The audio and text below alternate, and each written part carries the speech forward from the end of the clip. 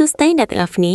ជាធម្មតានៅពេលរៀន boot Windows 10 Windows 11 ឬ show Windows 10 Windows 11យើងតែងតែប្រើប្រាស់ USB flash drive មួយជាមួយនឹង file Windows បានតែមួយប៉ុណ្ណោះក៏ប៉ុន្តែនៅក្នុងវីដេអូមួយនេះខ្ញុំនឹងមកប្រាប់អ្នកទាំងអស់គ្នាពីរបៀបធ្វើ USB flash drive សម្រាប់ boot Windows ឲ្យបានច្រើនក្នុង USB flash drive តែមួយហើយយើងអាចផ្ទុកឯកសារបានផងដែរបើកកម្មវិធី Google Chrome រួចវាយពាក្យថា Ventoy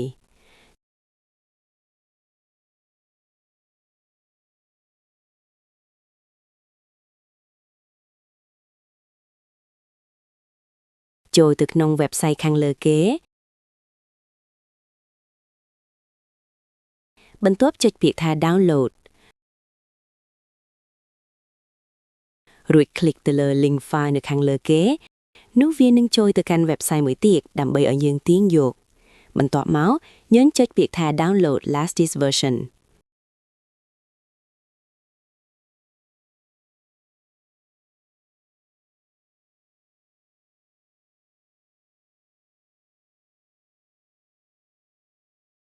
នៅពេលវា download ពេញហើយយើងត្រូវទៅ extract file zip មួយនឹងចេញមកក្រៅ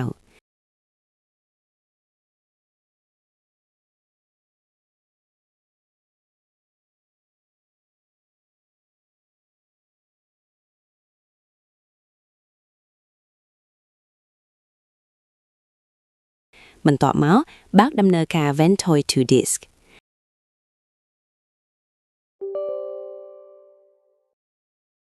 នៅចំណុចខាងលើវានឹងបង្ហាញ USB flash drive ដែលយើងបានដោតនឹង computer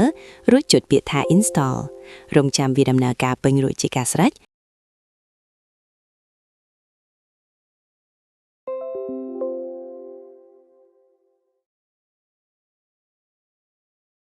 ឥឡូវយើងបានធ្វើ USB Windows flash drive ដែលអាចដាក់ Windows បានច្រើននិងឯកសារបានហើយបន្ទាប់មកយើងគ្រាន់តែយក file Windows និងឯកសារមកដាក់រួចជាការស្រេច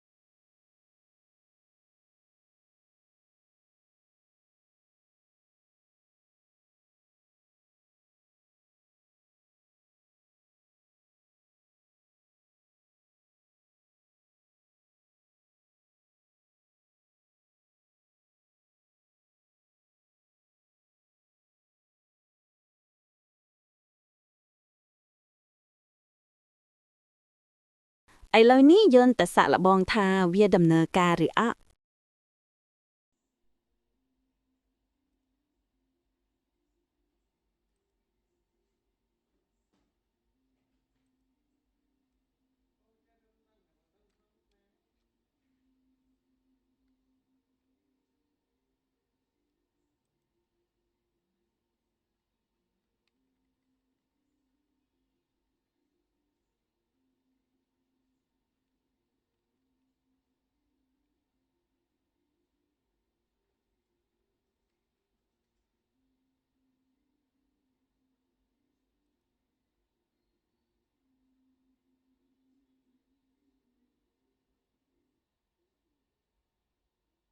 មុននេះយើងឃើញថាវាដំណើរការ 100% ហើយក៏ប៉ុន្តែក្នុងករណីដែលមិនដំណើរការនោះយើងត្រូវតែបិទចោលនៅ secure boot បន្ទាប់មកនោះវានឹងដំណើរការធម្មតា